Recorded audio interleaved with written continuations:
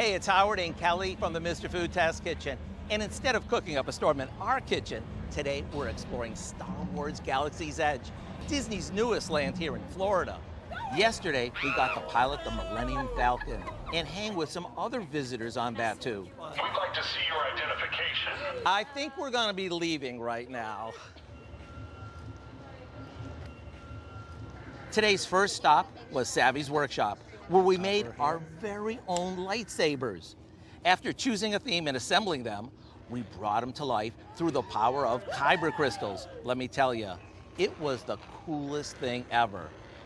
We also learned that it's important to protect the shop's secrecy to avoid being discovered by the First Order. By the time we wrapped things up there, our stomachs were growling, so we headed over to the milk stand for, well, you know what, a favorite of Luke Skywalker's and now a favorite of ours.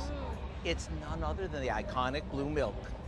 A frosty glass of it, and we were good to go.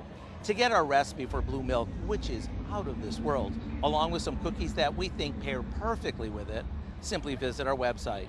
And while you're there, make sure you enter to win our Star Wars Galaxy's Edge vacation giveaway.